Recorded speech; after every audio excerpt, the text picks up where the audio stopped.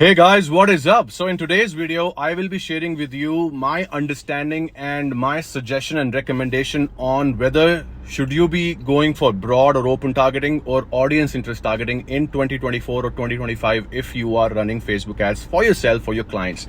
And I'm coming from my experience, hands-on experience of taking ad accounts, so spending 0 to 50,000 per day. We are very, like I have done it for years, like बहुत एक campaign एक account पे तो हम उस पे एक campaign में एक एड सेट है जिसपे हम 20 लाख स्पेंड कर चुके हैं और आने वाले टाइम में मैं सारे वीडियोस ड्रॉप करता रहूंगा, शॉर्ट फॉर्म वीडियो, शॉर्ट्स वगैरह प्रूफ के साथ. तो for those of you who have your sceptical antennas on, that will answer all your doubts there. All the proof is there, but you can browse through my previous videos and to get the understanding that whatever Rohan shares, it comes from his hands-on experience and with 100% transparency as much as humanly possible, right? Let's go. Now, broad or audience interest. Okay. So, first of all, please get this right and please understand that when a business does advertising, a business's end goal is definitely to scale, because growth is what every business desire, and growth does not come from not scaling. So if you start your ad account with say 500 rupees per day to 1,000 rupees per day, etc., within like low or mid spender category, and you stick to that, then you're not growing. You have to drive volume after a certain period of time, which is how scale and growth happens in a business. That's business acumen, right? Business acumen 101. Now, let's understand, if you want to scale your advertising in today's day and age, in 2024, 2025, what exactly should you be doing? Or broad or audience interest? The answer to that, in general, if I tell you, to give you a high level overview, it 100% has to be broad. Has to be broad. Has to be broad. No matter whatever you do. Just how you can see that that I have been keep on sharing the same thing again and again in different videos, that keep your eyes on scaling your ad account and always keep your eyes on there. Like, okay, I am launching my advertising, but ultimately, अभी मैं कम से start कर रहा हूँ या कर रही हूँ, but ultimately मुझे grow करना है, scale करना है, तो goal define हो जाता है. Okay, that's where I'm headed. Okay. So, जैसे मैंने हर बार बोला, आप देख ही रहे हो, ये भी सेम चीज ही बोलूंगा इस बार भी, कि स्केल ही हमारा एंड गोल होना चाहिए. लेकिन इसके कुछ एक्सेप्शन है कि ब्रॉड और ओपन करना है या इंटरेस्ट करना है और इंटरेस्ट पे ही स्केल करना है. उसके कुछ एक्सेप्शन है, और एक्सेप्शन सिर्फ एक लॉजिकल एक्सेप्शन ये है कि अगर आपका कोई लोकल बिजनेस है, फॉर एग्जांपल आप एक स्टोर रन करते हो, एक रेस्टोरेंट रन करते हो, एक सैलून रन करते हो, और उनके लिए एक डेंटल क्लिनिक है, कुछ ऐसा कोई क्लिनिक है, अगर उनके लिए एड्स मैनेज करते हो या खुद आपका ऐसा बिजनेस है जिसके लिए आप फेसबुक एड्स रन करते हो, मेटा एड्स रन करते हो, then that is the only exception that you can go not open, but instead you can still choose to go without an interest targeting. Okay. Now here's what I want to tell you. When you start your ad account, you don't start with broad. And the reason why I say that is, if you have no data, which means quick pixel में कुछ भी data नहीं है, zero data है, आज तक कुछ cell नहीं हुई, कुछ बिजनेस अभी बिल्ड नहीं हुआ, एड्स रन नहीं करी, एक्सेट्रा, तो कैसे स्टार्ट करना है? तब आप स्टार्ट करो सिंगल ऑडियंस इंटरेस्ट के साथ. Single audience interest. I have always said that. Single audience interest. And once you have start to near towards 300 to 500 conversion events, जब उसके पास पहुंचने लगते हो एड अकाउंट पे, 300 to 500 conversion events. Conversion events मतलब registrations भी हो सकती हैं. Whatever you are optimizing your ad for, right? Whatever the number of ads you're running. So yeah, whatever your goal is. Conversion events from the angle of doing lead ads. Conversion events from the angle of doing purchase ads, like selling something. Whatever is your conversion event that defines your business goal that you are running the ads for, that is your conversion event. Once you have those 300 to 500 conversion events attributed inside your ads manager, which goes to your data set, which is what it's called, used to be called as Pixel. So once that happens, that is when you can start testing with broad, which means no interest. Okay. और advantage plus नहीं बोल रहा हूं, at least as of today. If you are a little mature media buyer, then you know कि Meta में बहुत changes होते रहते हैं, कभी कुछ है, 6 महीने बाद, 1 साल बाद कुछ हो जाता है. सो अभी एडवांटेज प्लस ज्यादा अच्छा परफॉर्म नहीं करता है स्केल पे. मैं टेस्ट करता रहता हूं, इसलिए बता रहा हूं. हमने ट्राई किया है, लेकिन वो सस्टेन नहीं करता है परफॉर्मेंस, कॉस्ट बहुत बढ़ जाता है. सो ओरिजिनल ऑडियंस करके हम पैन इंडिया जो अकाउंट्स रन करते हैं, वो हम ओरिजिनल ऑडियंस पे स्विच करके हम हम ब्रॉड करते हैं, हम कोई इंटरेस्ट चूज नहीं करते और उसको ब्रॉड ही रन करते हैं। अब मेरी बात सुनो, हमारे पास कैंपेन्स हैं जो ब्रॉड पे चलते हैं। एक मास्टर कैंपेन है जिसमें एक मास्टर एसेट है, जिसमें सारी ऑडियंस सारी विनिंग एड्स स्टैक्ड हैं, right? And we have this one campaign where we are running on one account where we have 11 winning ads, unique ads stacked together, 15,000 per day. जब भी हमें उसको double करना होता है हम जाते हैं बजट को एडिट करते हैं, डबल कर देते हैं। जब भी हमें उसको कम करना होता है हम जाते हैं जितना कम करना है। जैसे फॉर एग्जांपल ये 15 अगस्त वीक है एंड रक्षाबंधन है, तो जो हमारा अकाउंट है जिसकी मैं बात कर रहा हूँ वो डिजिटल प्रोडक्ट सेल करते हैं, राइट? उस बिजनेस का गोल है 500 rupees cost per result. At present, right now, it averages around 480, 490 rupees. So it's meeting the business goal. उन्होंने क्लाइंट ने बोला कि अभी 15 अगस्त आ रहा है, क्या करना है हम, और मैं भी ऑफ पे होऊंगा बिजनेस में, I will not be involve fully because I will be travelling. हमने सीधा उस बजट को जाके एडिट किया और 5,000 पर डे कर दिया। What I'm saying is this level of stability, वो स्टेबल रहती है performance, stable.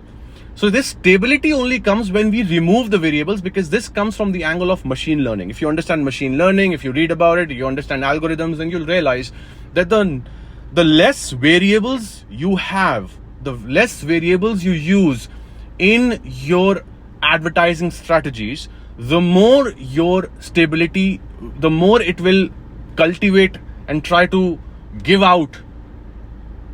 cultivate that level of understanding and give out more stability to you when it comes to your ad performance, because that's just the way machine learning works. Okay, I'm not a developer, but as much as I've learned it since 2015, I can tell you from my experience that that's what it is. As the end objective is to remove the variables, as many variables as we possibly can, so that machine learning can do its job on the data that it's training itself on. Therefore, if you're starting your ads, if you're starting an ad account, start with a single interest, because अभी ad account पे कुछ data नहीं है, okay? लेकिन गोल क्या है? Scale करना। Pan India कर रहे हो व्हाटएवर, तो गोल क्या है? स्केल करना। स्केल लेकिन स्टेबिलिटी के साथ। वो ग्रोथ और स्टेबिलिटी गाइस दो चीजों से आती है। एक, वेरिएबल्स को हटा के। कैंपेन स्ट्रक्चर्स में जितने ज्यादा वेरिएबल्स हटा सकोगे उतनी ज्यादा पीसफुल प्रॉफिट्स कमा सकोगे। जितने ज्यादा वेरिएबल्स रखोगे उतना ज्यादा समझ नहीं आएगा कि अब ये करूं, अभी वो टेस्ट करूं, या क्या करूं, ये नहीं हो रहा मुझसे, वो नहीं हो रहा, और पागल हो जाओगे टेस्ट करते करते। ये मेरे साथ होता है, इसलिए अगर आप मेरी बातों से रिलेट करते हो ना, वो इसलिए होता है बिकॉज ये हैंड्स ऑन एक्सपीरियंस से ही है, right? So that's one thing, that you can start with audience interest targeting, single audience interest. Use my 153 framework. It works beautifully. One campaign, 5 ad sets, and 3 ads inside each ad set. And if you're just getting started, use one unique, which means different audience interest in each of the ad sets. One audience interest. और उसको 3 ads डालो उसमें और उसके साथ launch करो। जैसे जैसे आपके पास विनिंग कंटेंट, मतलब विनर्स आते हैं, जैसे जैसे डेटा बनना शुरू होता है, अगर स्टार्ट से मतलब 0 से स्टार्ट कर रहे हो, स्क्रैच से, जैसे जैसे आपके पास डेटा बनना शुरू होता है उसको उठाओ और एक master campaign, master ad set बना के उसमें स्टैक करते रहो।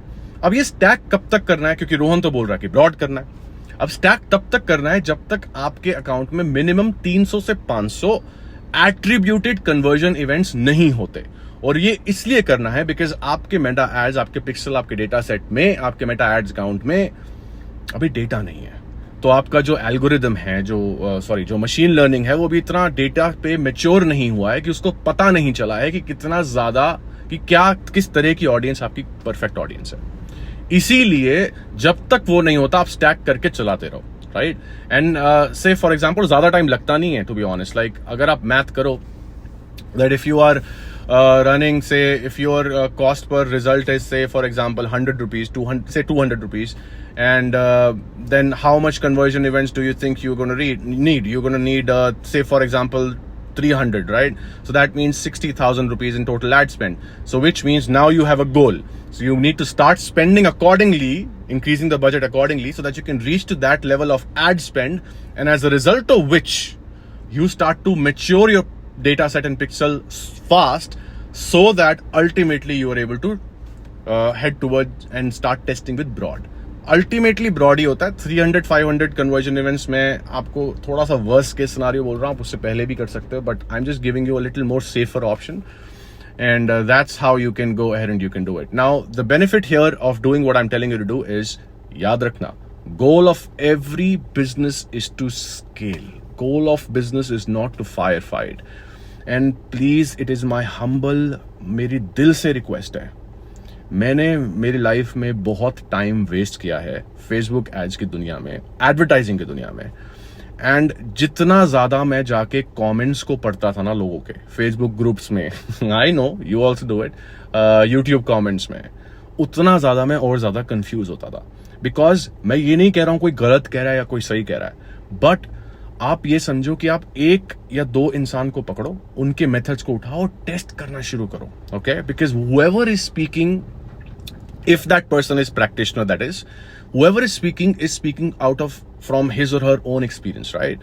जो भी कर रहा है, अगर आपको लगता है वो प्रैक्टिशनर है और वो यूज कर रहे हैं मेथोडोलॉजीज जो वो शेयर कर रहे हैं, तो टेस्ट करना स्टार्ट करो और अपने आप को don't get lost in the never ending battle of these comments and लोग people throwing their own suggestions and recommendations with no experience or whatever. So ये मेरा suggestion है for you, okay, for your peace of mind, because ultimately फिर action नहीं ले पाओगे. चाहे वो सही कह रहे हैं गलत कह रहे हैं वो अलग बात है, बट आप एक्शन नहीं ले पाओगे जिसकी वजह से अल्टीमेटली लॉस आप ही का है. सो सीधा जाके एग्जीक्यूट करने पे फोकस करो और ये याद रखो कि बिजनेस का गोल स्केल करना ही होता है. तो स्केल करने के लिए ही एक्शंस, उस एंड गोल को हिट करने के लिए ही अपना गेम प्लान बनाओ. 153 फ्रेमवर्क से डिप्लॉय करो, फिर एक मास्टर कैंपेन लॉन्च करो. जैसे ही रिजल्ट्स आने शुरू होते हैं, वो जो मास्टर कैंपेन है वो सीबीओ बिडिंग स्ट्रैटेजी पे करो, बजट स्ट्रैटेजी पे सीबीओ डालो, सीबीओ लेवल पे उसके अंदर एक मास्टर एड सेट बनाओ और उसमें स्टैक करो. अब क्वेश्चन ये आता है, सीबीओ क्यों करना है? सीबीओ इसलिए करना है my dear friend, because as you will be stacking initially, and once you transition from, let's say you now have 300 to 500 conversion events and you now want to start testing broad and open targeting. So all that you want to do, my friend, is just create a brand new ad set with the same ads inside the same master campaign. And because it's CBO, your performance will stay stable, because chances are very high that it will still spend mostly on that ad set where you have the audience interest stacked for the time being, and you need to give it some time and it will start to put data, some spend on broad. As soon as you start to get 10 to 20 conversion events attributed to your broad ad set inside the same master campaign, that is when you start to turn off, or you can just simply turn off that one ad set, master ad set, and let the broad ad set become the actual master ad set, and then start to scale. Sky is the limit then. Slowly scale. और इससे क्या होता है कि हम जो करते हैं ना इस मेथोडोलॉजी को फॉलो करके, इसमें स्टेबिलिटी रहती है. तो 20% हम बजट इंक्रीज करते हैं टिपिकली अगर हम कर रहे हैं, लेकिन अगर मैं चाहता हूं कि मुझे डबल करना है तो मैं डबल भी कर देता हूं. अगर मुझे जैसे इस वीक में, जैसे मैंने बोला कि 15,000 पर डे पे चल रहा था कैंपेन, क्लाइंट ने बोला कि मैं ट्रैवल कर रहा हूं सो इसको कट डाउन कर दो, हमने 5,000 पर डे कर दिया, एडिट कर दिया बजट को. सो उसमें रिस्ट्रिक्शन नहीं है, स्टेबिलिटी रहती है. और वो इसीलिए है बिकॉज डेटा इतना आ गया है ना उसके पास, उस कैंपेन, उस एड सेट के पास, कि अब वो स्टेबल है परफॉर्मेंस उसकी. And that is what I am trying to tell you, that there are a couple of ways to play around this, right? One way is like what, this is another way that I've tested, but अगर आप थोड़ा expert हो जिसमें आपको data study करना अच्छे से आता है, then you can make major edits and you will still be fine because you will be able to optimize it correctly. Like for example, हम ऐसा भी करते हैं और कर चुके हैं कि मैंने मास्टर कैंपेन लॉन्च किया, उसमें एक एड सेट, जैसे हमने 0 से स्टार्ट किया, एक एड सेट लॉन्च किया, उस पर इंटरेस्ट टैग कर दिए, विनिंग इंटरेस्ट 153 वाले फ्रेमवर्क से. और जैसे ही हमने वो स्टैक किया, अब वो परफॉर्म करना शुरू किया, मुझे ब्रॉड टेस्ट करना है, तो मैंने उसी एड सेट को जाके एडिट कर दिया. मैंने उसी में से 2-3-4 इंटरेस्ट विनिंग बने थे 153 से, उसको हटा दिया और एडिट करके छोड़ दिया. उससे भी हमने स्केल कर दिया, वो स्टेबिलिटी आ गई उसमें. लेकिन अगर आपको ये नहीं करना तो ईजियर वे ये है, जो अगर आप ऑप्टिमाइजेशन नहीं समझते हो, सीआरओ प्रिंसिपल्स नहीं आते हैं, डेटा स्टडी इतना करना नहीं आता है, that's fine, just launch a second ad set. So हमारे एजेंसी में जो मेरा जो जूनियर मीडिया बायर है, उनके साथ जब मैं काम करता हूं, वो किसी एड अकाउंट पे मैं उनको ट्रेन करता हूं, तो उनके साथ मैं मोस्टली ऐसा ही बोलता हूं कि उसको एडिट मत करना आप, बिकॉज मैं नहीं कर रहा हूं, आप सीधा एक दूसरा एड सेट लॉन्च कर दो और धीरे धीरे उसको टाइम दो. जैसे ही उसके पास 10 से 20 के बीच में कन्वर्जन इवेंट्स एट्रीब्यूट होनी शुरू होती है, मुझसे बात करो, let's have a look at the data points, like CTR क्या आ रहा है, एक्सेट्रा, एंड वो डेटा पॉइंट्स देख के हम बोलते हैं कि ठीक है, अब उस वाले एड सेट को बंद कर दो, इंटरेस्ट वाले को, इसको चलने दो. That's just the way we do it, and that's the whole logic behind it. There are a couple of ways, and there's always going to be multiple ways of doing it. Remember this, ultimate objective is to scale your ads, and if your strategy does not allow you to scale with peace, your business will never grow. Advertising does not happen to flex. I have no idea why in this entire industry marketers को advertisers को flex करना है कि ये method करो, मेरा ही करो. मैं तो कभी बोलता ही नहीं, पिछले वीडियोस में बोला है कि सबके मेथड चलते हैं यार. किसी का भी मेथड पकड़ो, बस एग्जीक्यूट करना शुरू करो, इंप्लीमेंट करना शुरू करो. बस वो प्रैक्टिशनर होना चाहिए. एग्जीक्यूट करो. बिकॉज काफी चीजें आपको न्यूआंसेस जो होती हैं, लिटिल न्यूआंसेस, वो आपको एग्जीक्यूट करके ही समझ आती हैं. सो कृपया करके कमेंट्स में अपना टाइम ना गवाएं, मतलब कंफ्यूज ना होएं आप. अगर आप एक्चुअली इंप्लीमेंट कुछ करना चाहते हैं तो जो भी मैं सिखा रहा हूं या जिससे और भी आप सीख रहे हो, जो भी वो इंसान है, वो जो सिखा रहे हैं, जाइए इसको एग्जीक्यूट करिए guys. Make a lot of money, make your family proud, make yourself, be proud of yourself, build a business that you truly desire to build, like your dreams, make your dreams come true. मेहनत करो और confuse मत करो अपने आप को comments, Facebook group में comments में जा लगे और हर जगह, उससे कोई फायदा नहीं होता. So that's my take on it. Ultimately मैंने बता दिया आपको कि अल्टीमेट गोल ब्रॉड ओपन ही है. So broad versus audience interest targeting अगर मुझसे पूछोगे, मैं ब्रॉड ही बोलूंगा 100%. ओरिजिनल ऑडियंस पे बोलूंगा, एडवांटेज प्लस पे नहीं बोलूंगा. And that's my take on it. And but that's not how you start. As I told you can start with 153. आप मेरे पिछले वीडियोस देखो, मैंने डिटेल्ड ट्रेनिंग वीडियो भी डाले हुए हैं. थोड़ा 3-4 महीने पहले एक मैंने वीडियो डाला था जिसमें I spoke about that broad versus interest targeting. और ब्रॉड क्यों मैं रेकमेंड करता हूँ, उसके बहुत सारे रीजंस हैं. आप जाके उसको देखो, उस ट्रेनिंग वीडियो को, और it's gonna open your eyes. और मैंने काफी क्लाइंट एड्स भी प्ले करी हैं जो हमने खुद लिखी है, मैंने खुद लिखी हैं. तो ये समझो कि स्केलेबिलिटी में कैंपेन स्ट्रक्चर का इन्वॉल्वमेंट होता है 20 to 30%, और आपकी बिजनेस मॉडल, आपकी नीश, आपके प्रोडक्ट, आपकी एड्स का इन्वॉल्वमेंट होता है like the remaining 70 to 80%. Because scalability एक लिमिट है. जैसे फॉर एग्जांपल अगर मैंने अगर मुझे लेके जाना है 1 लाख पर डे, अब मैं अगर 1 लाख पर डे पे एड अकाउंट को ले गया और मैं सेल कर रहा हूँ लेट्स से फॉर एग्जांपल गाड़ी के टायर, जस्ट एन एग्जांपल. अब 1 लाख पर डे पे मैं गाड़ी के टायर बेच के क्या करूंगा? इतना थोड़ा वो एड चल जाएंगे कि वो इतने बिकेंगे, राइट? सो इस पे भी डिपेंड करता है कि आपका प्रोडक्ट क्या है. सो एक लिमिट हमेशा रहेगी depending on what your market is, what your product is. Number 1 common sense वाली बात बोल रहा हूँ, राइट, और ऑनेस्ट बात बोल रहा हूँ. और एक लिमिट इस चीज पे भी रहती है कि लेट्स एज्यूम कि आपका प्रोडक्ट ऐसा है जिसकी मास अपील है, which means it can be scaled to as much as you want. But then बात घूम के आती है कि आपकी एड्स आप कितने डिफरेंट एंगल से लिख रहे हो जो डिफरेंट ऑडियंस को, different segment of your target audience को अट्रैक्ट कर रही है, टारगेट मार्केट को.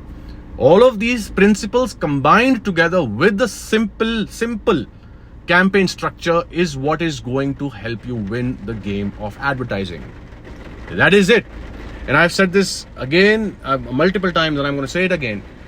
Fancy fails, simple scales. If there's any advertising strategy that makes it complicated, which means कि आपको ये इतना कर दो, अभी इतना इंक्रीज कर दो, अभी इसको डबल कर दो, फिर डुप्लीकेट कर दो, फिर उसका डेटा पॉइंट सारा लूज हो गया, तो आप कभी भी स्केल नहीं कर पाओगे. स्केलेबिलिटी में स्टेबिलिटी नहीं आएगी, जिसकी वजह से आपकी परफॉर्मेंस इनकंसिस्टेंट रहेगी, जिसकी वजह से आपका piece is gonna be gone, right?